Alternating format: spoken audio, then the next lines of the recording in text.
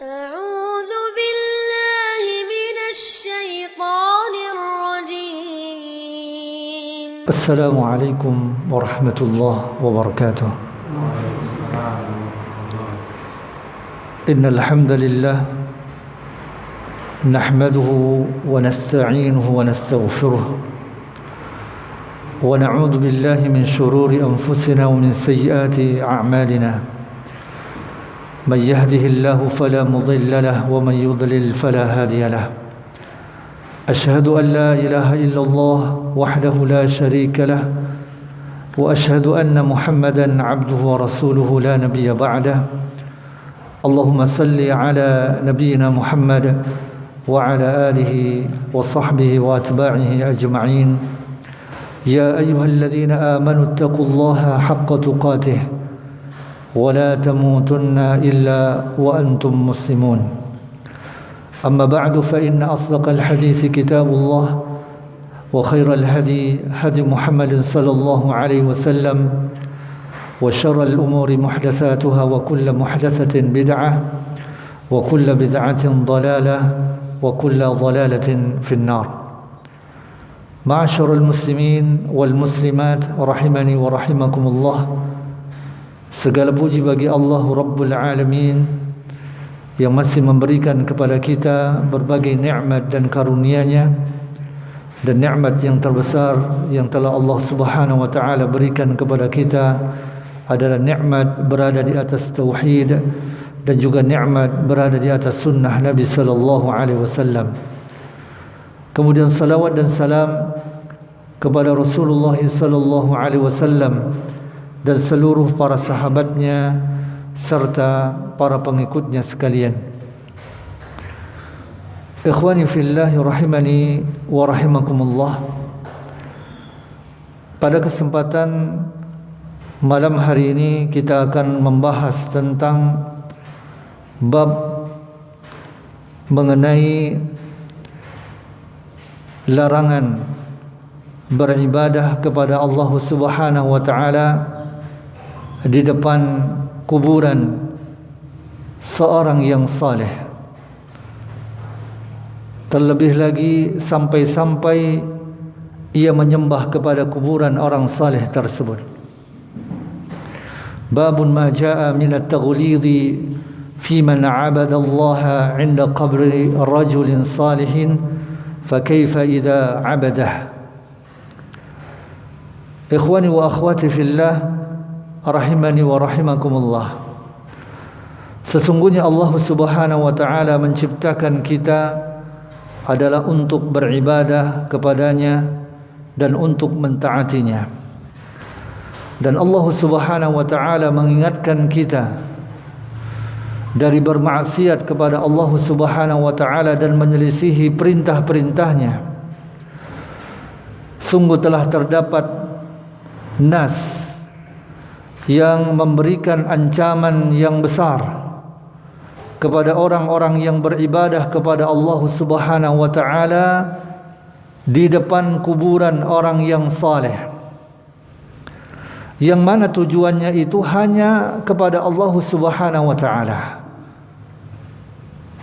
Maka orang ini dia telah bermaksiat kepada Allah Subhanahu wa taala karena ia telah melakukan wasilah yang akan membawa dia kepada kesyirikan kepada Allah Subhanahu wa taala. Sungguh Nabi sallallahu alaihi wasallam telah mengulang-ulang larangan beribadah kepada Allah Subhanahu wa taala di sisi kuburan orang yang saleh.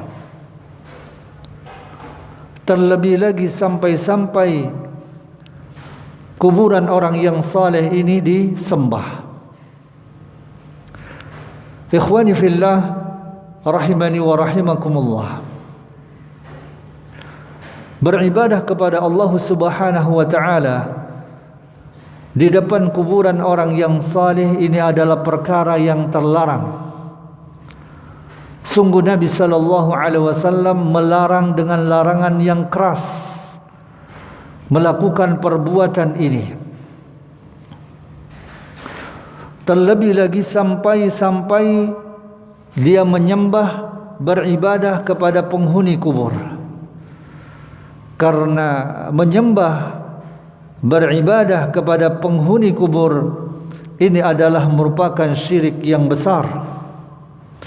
Dan beribadah kepada Allah Subhanahu wa taala di depan kuburan orang yang saleh ini adalah merupakan wasilah, ini adalah merupakan sarana yang akan bisa membuat seseorang itu menyembah kepada kuburan orang yang saleh. Maka apa saja yang dapat membawa kita kepada perkara yang haram, maka ini adalah perkara yang diharamkan. Karena seluruh wasilah, sarana itu akan memiliki posisi yang sama dengan tujuannya.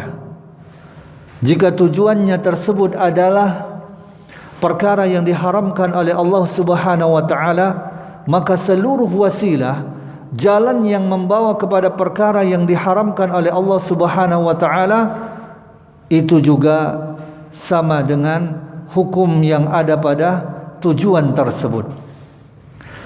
Dan wasilah-wasilah, sarana-sarana yang akan membawa kepada kesyirikan, ini adalah perkara yang diharamkan oleh Allah Subhanahu wa taala. Karena wasilah ini akan membawa seseorang kepada kesyirikan. Ikhwani wa akhwati fillah, rahimani wa rahimakumullah. Fi sahih an Aisyah radhiyallahu anha أن أم سلمة ذكرت لرسول الله صلى الله عليه وسلم كنيسة رأتها بأرض الحبشة وما فيها من الصور فقال صلى الله عليه وسلم أولئك إذا مات فيهم الرجل الصالح أو العبد الصالح بنوا على قبره مسجدا وصوروا فيه تلك الصور أولئك شرر الخلق عند الله فهؤلاء جمعوا بين الفتنتين فتنة القبور وفتنة التماثيل. Di dalam As-Sahih dari Ummul Mukminin Aisyah radhiyallahu anha bahwasannya Ummu Salamah menyebutkan kepada Nabi sallallahu alaihi wasallam mengenai satu gereja yang mana dia telah melihatnya di negeri Habasyah. Ya, gereja yang dilihat oleh Ummu Salamah, di dalamnya itu terdapat gambar-gambar, terdapat patung-patung. Maka mendengar hal ini, Nabi sallallahu alaihi wasallam bersabda, mereka itu adalah orang-orang yang apabila meninggal dunia seorang yang saleh, seorang hamba yang saleh, maka mereka membangun di atas kuburannya itu tempat ibadah. Mereka membangunkan di atas kuburannya itu masjid, tempat ibadah. Dan mereka membuat gambar-gambar, membuat patung-patung ya padanya. Nabi SAW menyebutkan mereka itu adalah seburuk-buruk makhluk. Mereka adalah seburuk-buruknya makhluk di sisi Allah Subhanahu wa taala. Ya, dan mereka ini adalah orang-orang yang telah mengumpulkan dua fitnah, yaitu fitnah kubur dan fitnah patung. Ya, fitnah patung. Ikhwani wa akhwati fillah, rahimani wa rahimakumullah. Ummu Salamah radhiyallahu anha, dia menyebutkan kepada Nabi sallallahu alaihi wasallam di saat Nabi sallallahu alaihi wasallam sakit, yang mana sakitnya ini membawanya kepada kematiannya. Ya, Ummu Salamah menyebutkan kepada Nabi sallallahu alaihi wasallam mengenai adanya satu gereja yang ada di negeri Habasyah. Di gereja tersebut terdapat patung-patung, dan penyebutan Ummu Salamah ini tujuannya adalah untuk celaan. Ya, untuk celaan. Ya, oleh karenanya Ummu Salamah mengkhabarkannya ya kepada Nabi sallallahu alaihi wasallam. Maka mendengar hal ini Nabi sallallahu alaihi wasallam mengatakan bahwasannya orang-orang Yahudi dan orang-orang Nasrani apabila ada seorang yang saleh, hamba yang saleh meninggal dunia, maka mereka akan membangun tempat ibadah di atas kuburannya. Mereka membuat patung-patung yang mirip dengan penghuni kubur tersebut. Tujuannya apa? Tujuannya adalah agar supaya mereka orang Yahudi dan Nasrani bisa meniru, meneladani dari perbuatan-perbuatan yang saleh yang telah dilakukan oleh penghuni kubur yang saleh ini, dan agar supaya mereka dapat beribadah kepada Allah Subhanahu wa taala di depan kuburan orang yang saleh ini. Kemudian setelah itu Nabi sallallahu alaihi wasallam menjelaskan tentang mereka ini, ya, tentang mereka ini, bahwasannya mereka ini adalah seburuk-buruk makhluk di sisi Allah Subhanahu wa taala, dikarenakan kesesatan mereka, dan mereka telah membuat satu sunnah, ya, satu tradisi, satu kebiasaan yang mana itu akan diikuti oleh orang-orang setelah mereka, yaitu ghulu, berlebih-lebihan kepada penghuni kubur, berlebih-lebihan kepada kuburan orang-orang yang saleh, sehingga sikap berlebih-lebihan kepada kuburan orang-orang yang saleh ini membawa mereka kepada ghulu, berlebih-lebihan, yaitu sampai mereka beribadah menyembah kepada penghuni kubur tersebut. Di samping mereka beribadah menyembah kepada Allah Subhanahu wa taala. Nabi sallallahu alaihi wasallam menjelaskan tentang mereka ini, orang-orang Yahudi dan Nasrani ini, ya, tujuannya adalah untuk peringatan kepada kita agar supaya kita tidak melakukan seperti apa yang dilakukan oleh orang-orang Yahudi dan orang-orang Nasrani. Kita terjatuh seperti terjatuhnya orang-orang Yahudi dan orang-orang Nasrani, yaitu beribadah kepada orang-orang yang saleh. Maka hadis ini memberikan faedah kepada kita bahwasannya orang yang beribadah kepada Allah Subhanahu wa taala di depan kuburan orang yang saleh, disebutkan oleh Nabi SAW bahwasannya mereka itu adalah seburuk-buruk makhluk di sisi Allah. Ya, dia beribadah kepada Allah, namun ibadah mereka kepada Allah Subhanahu wa taala itu dia lakukan di depan kuburan orang yang saleh. Nabi SAW menyebutkan bahwasanya mereka adalah seburuk-buruk makhluk di sisi Allah SWT. Nah, bagaimanakah lagi dengan orang-orang yang menyembah, yang beribadah kepada penghuni kubur, meminta pertolongan, berdoa kepada penghuni kubur, melakukan ritual ibadah, menyembelih binatang yang dia peruntukkan kepada penghuni kubur, bernadar yang dia peruntukkan kepada penghuni kubur, di mana ini adalah merupakan bentuk-bentuk ibadah yang tidak boleh dipersembahkan kecuali hanya kepada Allah Subhanahu wa taala semata-mata.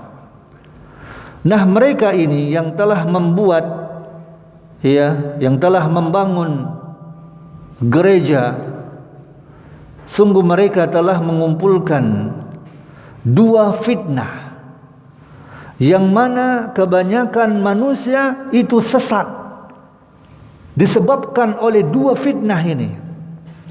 Fitnah yang pertama adalah fitnah kubur, yaitu dengan membangun bangunan di atas kuburan, melakukan i'tikaf semedi di sisi kuburan, membuat lampu dan menulis tulisan di atas kuburan.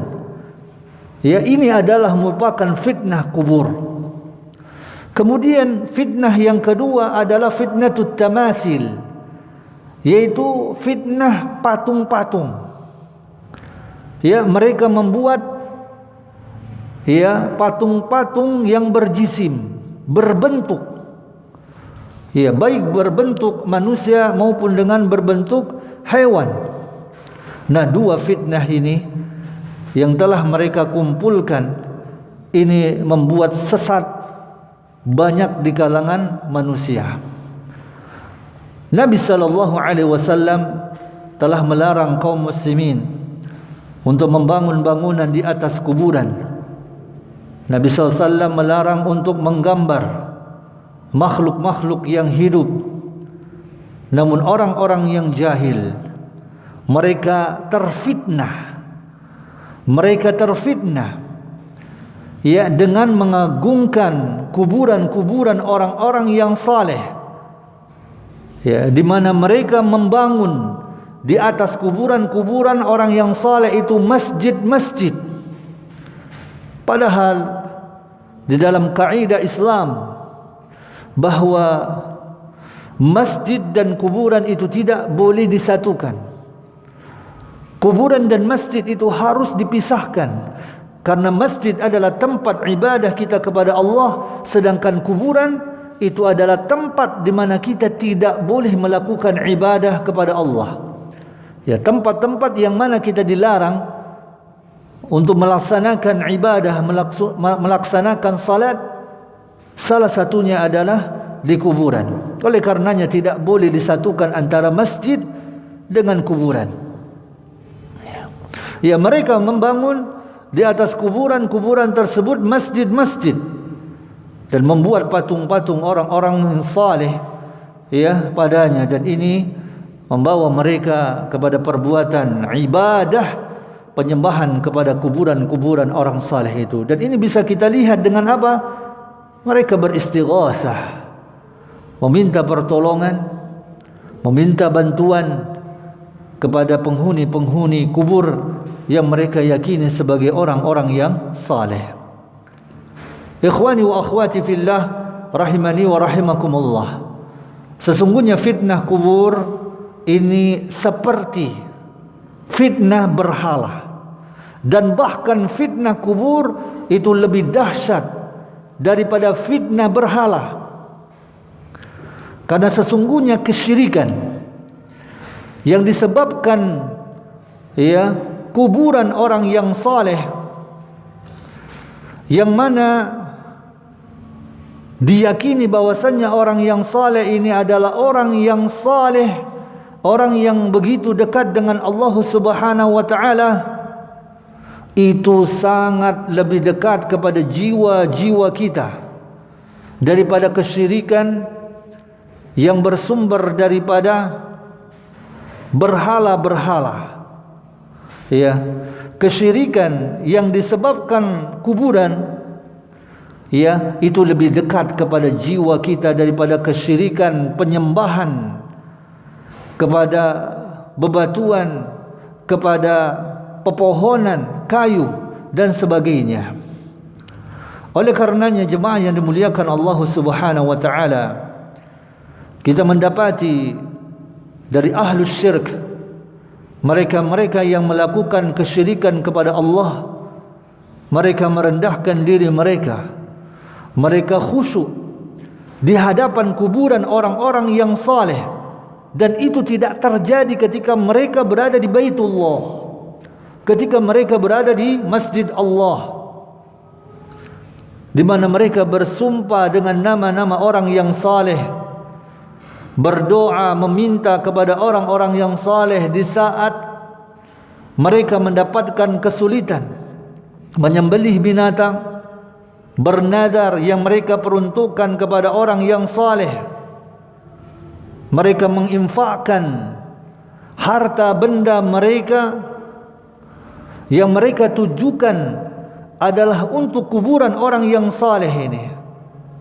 Dan karena kerusakan ini, ya, kerusakan daripada fitnah kubur ini, maka Nabi SAW melarang, hingga sampai kita dilarang oleh Nabi SAW solat di depan kuburan. Ya, kita dilarang oleh Nabi SAW untuk solat di depan kuburan. Dan yang dikecualikan adalah solat jenazah. Ya, bagi seseorang yang terluput untuk melakukan salat jenazah dan dia ingin melakukan salat jenazah kepada mayit yang sudah dikuburkan, maka diperbolehkan baginya untuk melakukan salat jenazah di depan kuburan tersebut. Syekhul Islam Ibn Taymiyah rahimahullahu ta'ala mengatakan, apabila seseorang itu salat, seseorang itu salat di depan kuburan dan tujuan dia adalah untuk bertabarruk kepada penghuni kubur, maka sungguh ini adalah merupakan bentuk penentangan kepada Allah Subhanahu wa taala, bentuk permusuhan kepada Allah Subhanahu wa taala. Karena sungguh kaum muslimin telah sepakat, termasuk ajaran agama yang dibawa oleh Rasulullah sallallahu alaihi wasallam yang sangat penting, yang sangat asasi, bahwasannya salat di sisi kuburan ini adalah perkara yang terlarang. Dan Nabi sallallahu alaihi wasallam telah melaknat orang-orang yang menjadikan kuburan-kuburan itu sebagai tempat ibadah, dijadikan kuburan-kuburan itu sebagai masjid. Dan termasuk perkara yang diada-adakan yang sangat besar dan juga merupakan sebab kesyirikan adalah salat di sisi kuburan. Salat di sisi kuburan dan menjadikan kuburan tersebut sebagai masjid. Sungguh telah terdapat nas hadis yang mutawatir yang menyebutkan tentang larangan Nabi sallallahu alaihi wasallam mengenai hal tersebut. Dan larangan Nabi sallallahu alaihi wasallam mengenai tersebut adalah larangan yang keras dan tegas. Dan bahkan para ulama-ulama madhab telah menyatakan larangan untuk membangun masjid, membangun tempat ibadah di atas kuburan. Dan ini tidak lain dan tidak bukan adalah bentuk ittiba' mereka para ulama mengikuti sunnah Nabi sallallahu alaihi wasallam yang sahihah.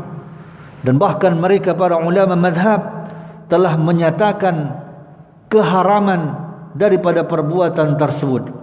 Dan apabila kita mendapati perkataan ulama madhab yang menyebutkan bahwa hal tersebut adalah makruh, maka hendaknya kita membawa kalimat kata-kata makruh ini kepada makruh tahrim. Makna daripada makruh di situ adalah makruh litahrim, yaitu maksudnya adalah pengharaman. Bukan makruh litanzih sebagaimana yang kita fahami dari kata-kata makruh.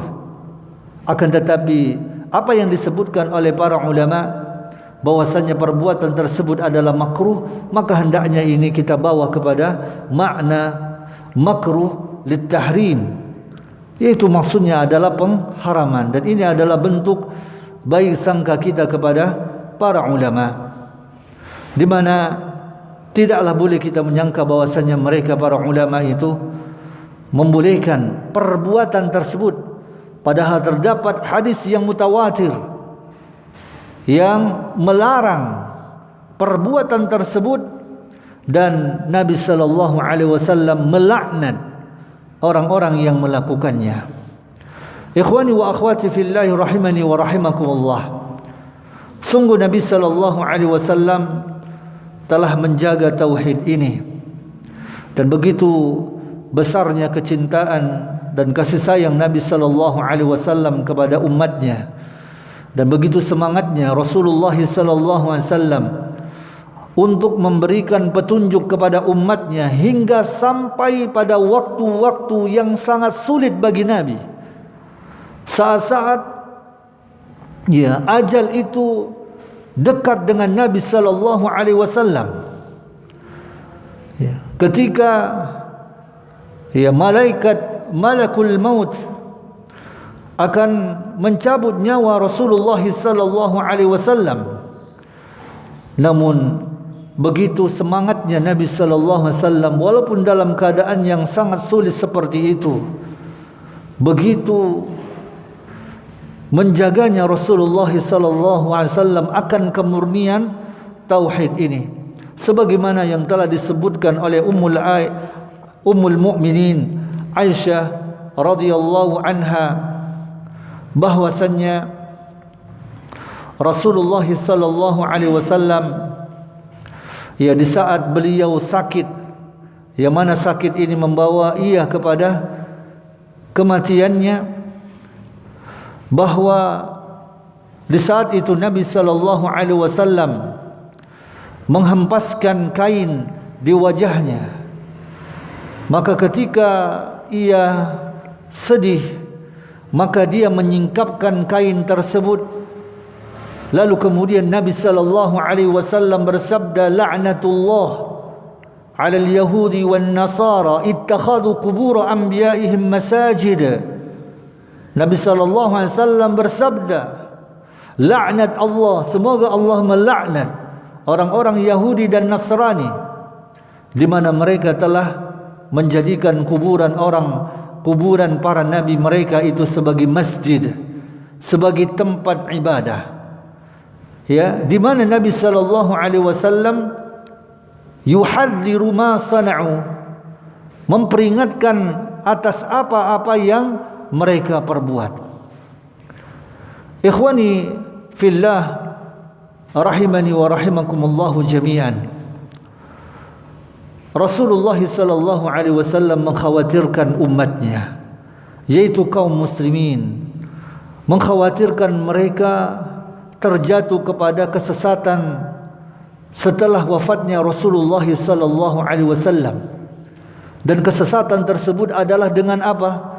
Dengan mengagungkan kuburan Rasulullah sallallahu alaihi wasallam sebagaimana yang telah dilakukan oleh orang-orang Yahudi dan Nasrani terhadap kuburan para nabi mereka. Di mana mereka itu beribadah di sisi kuburan tersebut kepada Allah Subhanahu wa taala. Mereka beribadah kepada Allah Subhanahu wa taala itu berada di kuburan para nabi mereka. Pada awalnya seperti itu, sehingga akhirnya mereka menyembah kepada para nabi mereka. Awalnya mereka hanya beribadah, menjadikan kuburan para nabi tersebut sebagai tempat ibadah, beribadah kepada Allah, memperbanyak ibadah kepada Allah SWT di depan kuburan nabi. Dan setelah itu akibatnya apa? Mereka menyembah kepada para nabi. Jemaah yang dimuliakan Allah Subhanahu wa taala, Nabi sallallahu alaihi wasallam menjelang wafat beliau melaknat dua kelompok besar ini, yaitu Yahudi dan Nasrani. Ini adalah merupakan peringatan yang besar, agar supaya apa? Agar supaya kita umatnya itu tidak terjatuh kepada perbuatan yang telah dilakukan oleh orang-orang Yahudi dan Nasrani, yaitu perbuatan mereka di depan kuburan para nabi. Agar supaya kita kaum muslimin itu tidak terjatuh seperti terjatuhnya orang Yahudi dan Nasrani. Mereka orang Yahudi dan Nasrani, mereka beribadah di depan kuburan nabi mereka. Dan kita itu beribadah kepada Allah Subhanahu wa taala di depan kuburan nabi. Ya, agar supaya kita jangan melakukan perbuatan yang dilakukan oleh orang-orang Yahudi dan Nasrani. Dan laknat yang Nabi SAW sebutkan di dalam hadis ini, laknat Allah kepada Yahudi dan Nasrani yang telah menjadikan kuburan para nabi mereka sebagai masjid, sebagai tempat ibadah. Ini bukan khusus kepada orang Yahudi dan Nasrani saja, akan tetapi ini mencakup orang-orang yang melakukan perbuatan tersebut, yaitu menjadikan kuburan nabi, kuburan para nabi itu sebagai masjid, sebagai tempat ibadah. Ikhwani fillahi rahimani wa rahimakumullah. Al-Imam Al-Qurtubi rahimahullahu ta'ala mengatakan bahwasannya ini semuanya adalah untuk memutus jalan yang akan membawa seseorang itu beribadah kepada penghuni kubur. Ya, sebagaimana ini adalah merupakan sebab peribadatan kepada berhala-berhala. Syekhul Islam Ibn Taimiyah rahimahullahu ta'ala mengatakan bahwasannya thumma innahu la'ana wa huwa fi siyaqi min fi'lihi was-salatu 'indaha min dhalika wa in lam yubna masjidun. Ya, sesungguhnya laknat ini diperuntukkan kepada orang yang melakukannya, yaitu beribadah di depan kuburan nabi, kuburan orang yang saleh, dan salat di depan kuburan masuk daripada bagian itu, walaupun tidak dibangun masjid di kuburan tersebut. Ya, walaupun tidak dibangun masjid di kuburan tersebut, karena dia telah menjadikan kuburan itu sebagai tempat ibadah, yaitu masjid, tempat sujud. Ya, maka ini termasuk orang yang mendapatkan laknat dari Allah Subhanahu wa taala. Adapun laknat orang yang melakukannya sebagaimana yang telah disebutkan di dalam hadis Aisyah radhiyallahu anha, yang demikian itu tidak lain dan tidak bukan disebabkan karena dia selalu berbolak-balik ke kuburan. Yang ini menyebabkan dia menyembah, beribadah kepada penghuni kubur, yang pada akhirnya dia pun melakukan ritual-ritual ibadah yang diperuntukkan kepada penghuni kubur tersebut. Salat di depan kuburan orang yang saleh ini termasuk menjadikan kuburan tersebut sebagai masjid. Siapa saja yang salat di sisi kuburan, maka sungguh dia telah menjadikan kuburan tersebut sebagai masjid, sebagai masjid.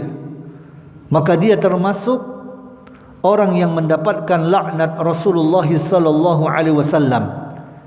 Dia telah melakukan perbuatan yang telah dilarang oleh Nabi sallallahu alaihi wasallam.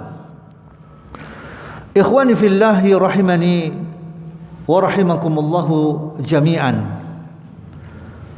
Bahwasannya Nabi sallallahu alaihi wasallam melarang perbuatan ini, dan larangan Nabi sallallahu alaihi wasallam ini adalah larangan yang jelas, tegas, yang diperuntukkan kepada kita kaum muslimin. Walaupun perkataan Nabi SAW menyebutkan laknat Allah kepada Yahudi dan Nasrani yang telah menjadikan kuburan para nabi mereka sebagai masjid, Ini hukumnya bukanlah mansuh, terhapus. Namun ini ditegaskan oleh Nabi sallallahu alaihi wasallam bahwa perbuatan ini adalah merupakan perbuatan yang tercela, yang akan membawa seseorang itu kepada penyembahan kepada kuburan.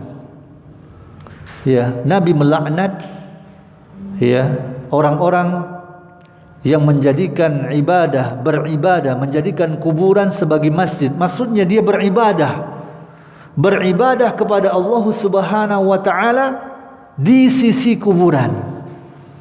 Ini dilaknat oleh Rasulullah sallallahu alaihi wasallam. Dan ini bukanlah khusus hanya kepada orang-orang Yahudi dan juga orang-orang Nasrani saja. Dan ini diungkapkan oleh Nabi sallallahu alaihi wasallam di akhir-akhir daripada kehidupan Rasulullah sallallahu alaihi wasallam. Ikhwani fillah, rahimani wa rahimakumullahu jami'an.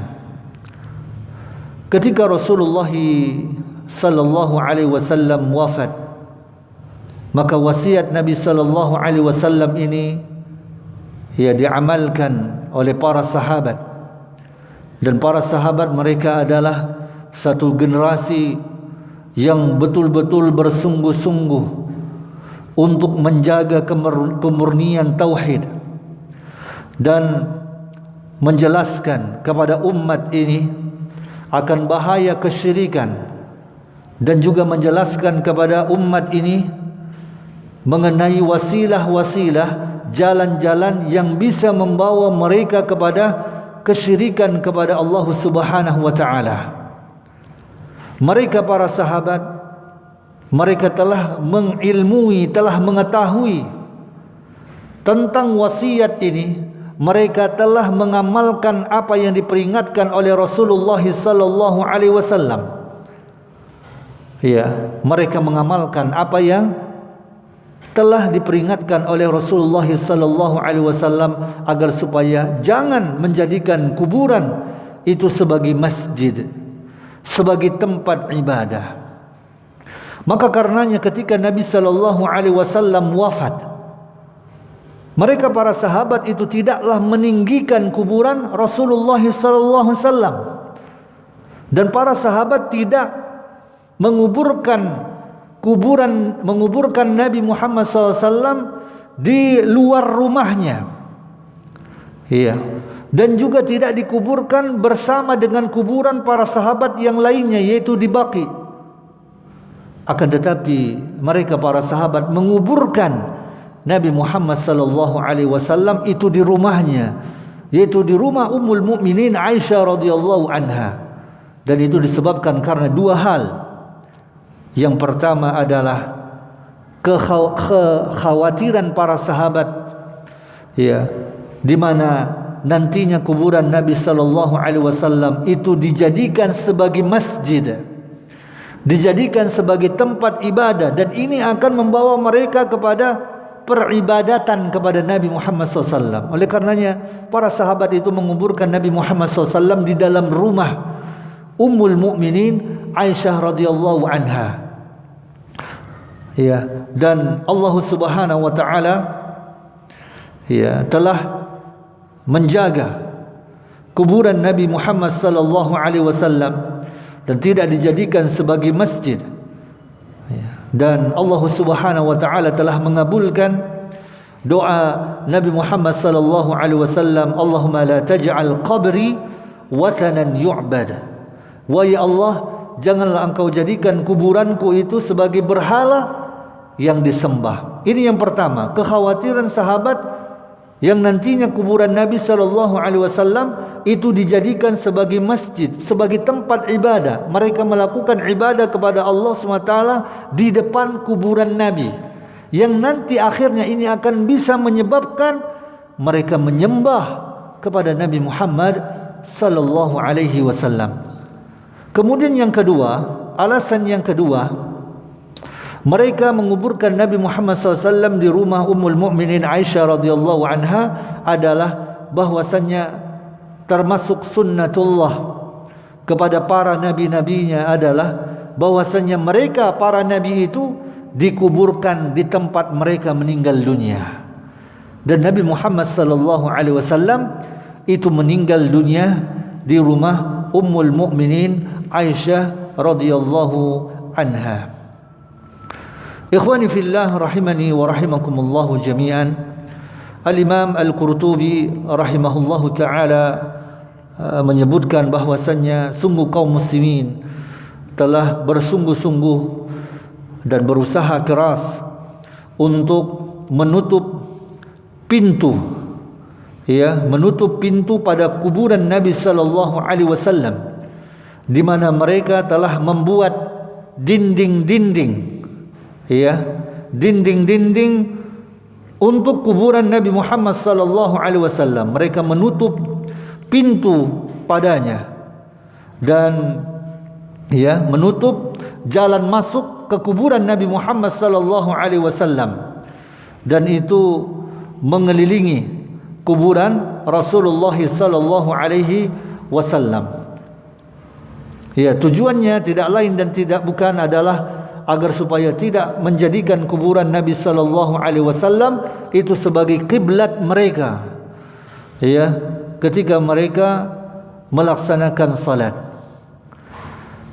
Di dalam riwayat Muslim dari Jundub bin Abdullah radhiyallahu an, dia mengatakan, aku mendengar Rasulullah sallallahu alaihi wasallam sebelum beliau meninggal dunia, 5 malam sebelum beliau meninggal dunia, di mana Rasulullah sallallahu alaihi wasallam bersabda, inni abra'u ila Allah ayyakuna li minkum khalil, fa inna Allah qad ittakhadhani khalilan kama ittakhadha Ibrahim khalilan, walau kuntu muttakhidan min ummati khalilan lattakhadtu Aba Bakrin khalilan, ala wa inna man kana qablakum kanu yattakhidhuna qubur anbiya'ihim masajid, ala fala tattakhidhul qubur masajida fa inni anhaakum an dhalik.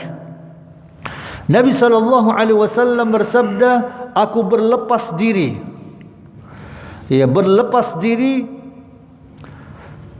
kepada Allah Subhanahu wa taala untuk menjadikan untukku di kalangan kalian seorang khalil. Sesungguhnya Allah Subhanahu wa taala telah menjadikan aku sebagai khalilnya, sebagaimana Allah Subhanahu wa taala telah menjadikan Nabi Ibrahim sebagai khalilnya. Sekiranya aku mengambil dari kalangan umatku seorang khalil, maka sungguh aku akan jadikan Abu Bakar itu sebagai khalilku. Ketahuilah, sesungguhnya orang-orang sebelum kalian, mereka telah mengambil kuburan para nabi mereka itu sebagai masjid, sebagai tempat ibadah.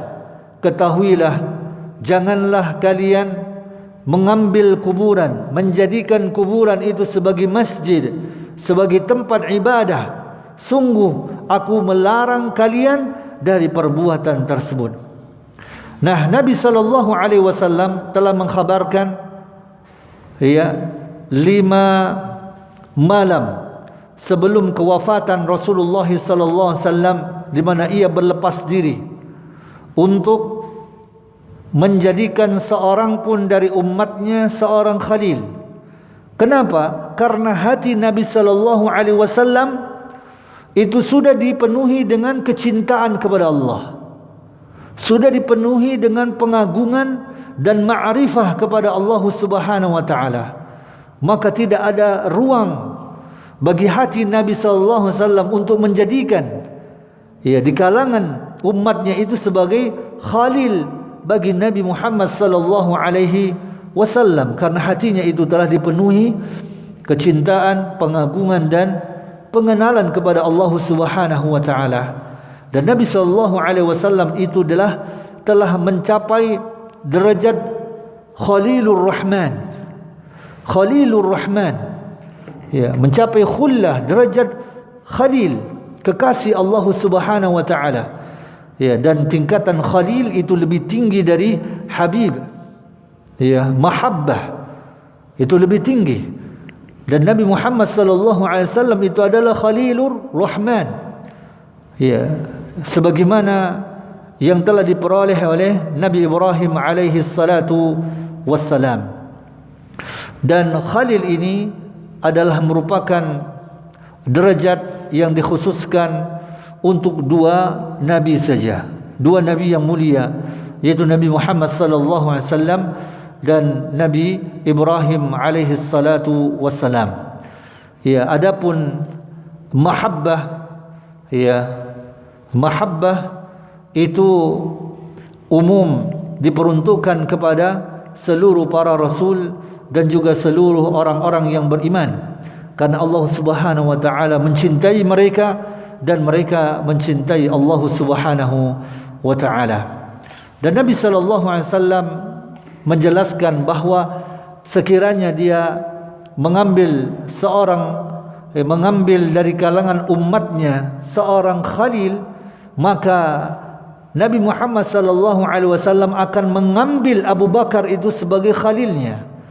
Maka ini adalah merupakan penegasan bahwasannya manusia yang paling mulia di kalangan umat ini adalah Abu Bakar As-Siddiq. Dan ini adalah merupakan kabar gembira, ya, merupakan isyarat atas kekhalifahan, ya, Abu Bakar As-Siddiq. Karena seorang yang sangat dicintai oleh Nabi sallallahu alaihi wasallam, yaitu Abu Bakar, dia adalah seorang yang sangat dicintai oleh Nabi Muhammad sallallahu alaihi wasallam, maka dialah orang yang berhak untuk menggantikan Nabi Muhammad sallallahu alaihi wasallam, ya, menjadi khalifah, ya, khalifah kaum muslimin, ya. Itu adalah Abu Bakar As-Siddiq. Karena apa? Karena dia adalah orang yang sangat dicintai oleh Nabi Muhammad sallallahu alaihi wasallam, maka dialah yang lebih berhak untuk menggantikan Nabi Muhammad sallallahu alaihi wasallam. Dan di dalam hadis disebutkan bahwasanya Nabi SAW mengatakan, ala fala tattakhidul qubura masajida fa inni anhaakum an dzalik. Ketahuilah, janganlah kalian mengambil kuburan itu sebagai masjid, sebagai tempat ibadah. Sungguh aku telah melarang kalian dari perbuatan tersebut. Dan ini dilarang oleh Nabi sallallahu alaihi wasallam di akhir-akhir kehidupan Rasulullah sallallahu alaihi wasallam. Ya, Nabi sallallahu alaihi wasallam memperingatkan kepada umatnya agar supaya mereka tidaklah menjadikan kuburan itu sebagai masjid, sebagai tempat ibadah, beribadah kepada Allah Subhanahu wa taala di depan kuburan. Ya, ini dilarang, diperingatkan oleh Nabi Muhammad SAW kepada umatnya, karena perbuatan ini adalah perbuatan yang telah dilakukan orang-orang sebelum mereka, yaitu orang-orang Yahudi dan Nasrani. Dan Nabi SAW menegaskan larangan ini, fa inni anhaakum an dzalik. Sesungguhnya aku melarang kalian dari perbuatan tersebut, yaitu apa? Menjadikan kuburan sebagai masjid, sebagai tempat ibadah. Dan kita bisa melihat, ya, bagaimana kuburan-kuburan orang-orang yang saleh ini dijadikan sebagai tempat-tempat wisata rohani.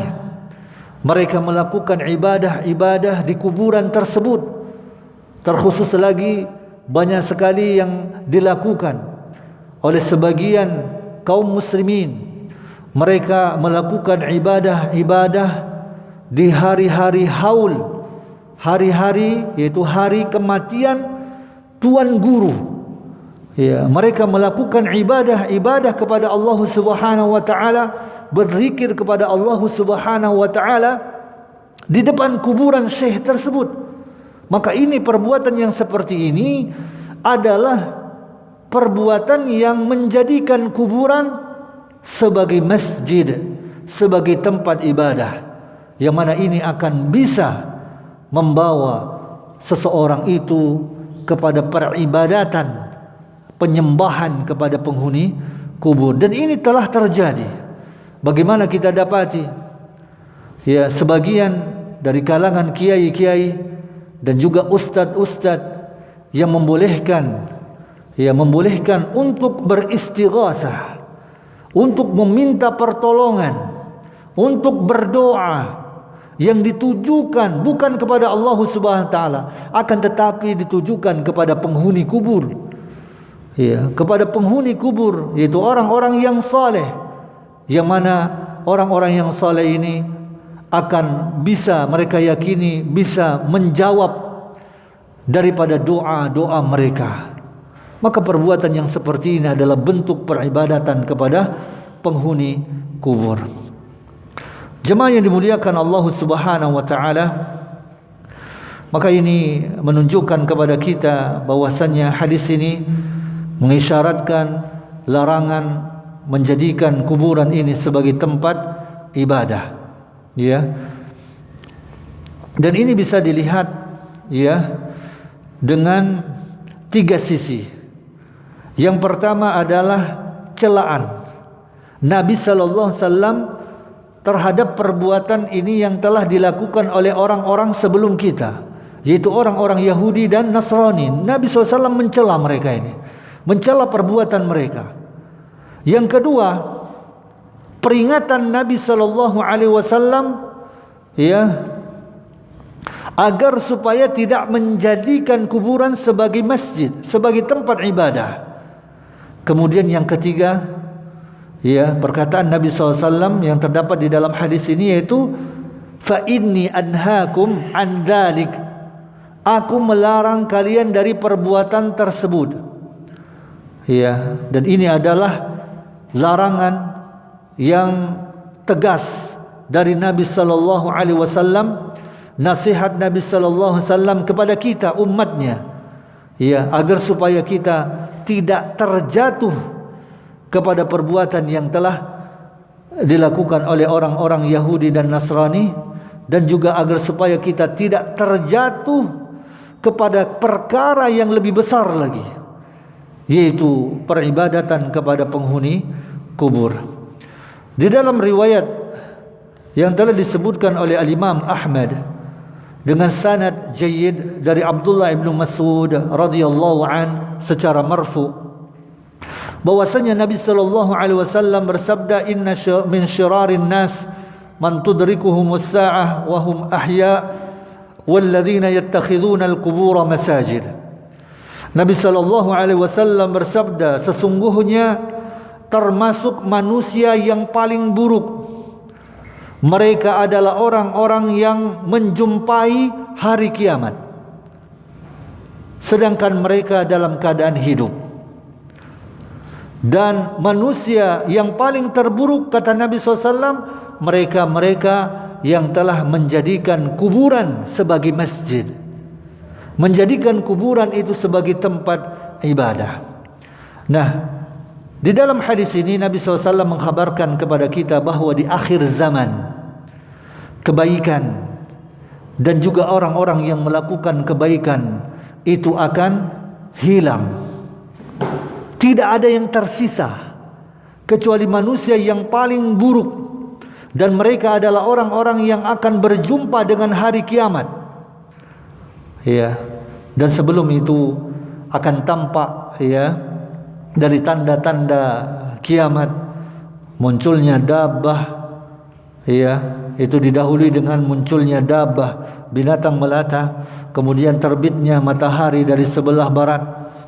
Nah, mereka orang-orang yang kafir kepada Allah Subhanahu wa taala, yang jatuh kepada kesyirikan, yang kufur kepada Allah Subhanahu wa taala dan Rasulnya, mereka akan bertemu dengan hari kiamat ini, dan mereka dikatakan Nabi SAW sebagai manusia yang paling terburuk. Ya, manusia yang terburuk. Mereka ini adalah orang-orang kafir. Dan juga termasuk manusia yang terburuk, kata Nabi SAW, adalah orang yang menjadikan kuburan sebagai masjid. Ya.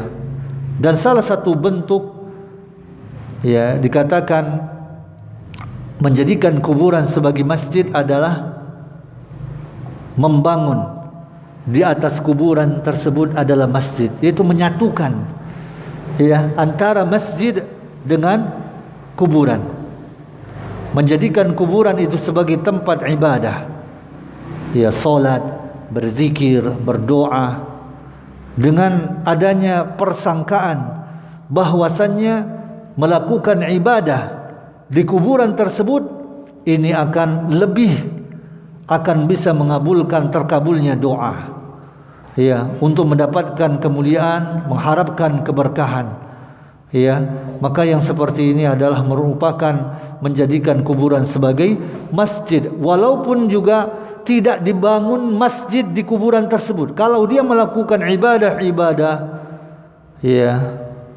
di sisi kuburan, maka sungguh dia telah menjadikan kuburan tersebut sebagai masjid. Dan juga termasuk menjadikan kuburan ini sebagai tempat ibadah, sebagai masjid, termasuk diantaranya adalah menghiasi kuburan, membuat lampu, kemudian menyemennya dan membuat tulisan di atasnya, membuat kubah, meletakkan sitar, yaitu kain, menggantungkan gambar-gambar, patung-patung di sisi kuburan.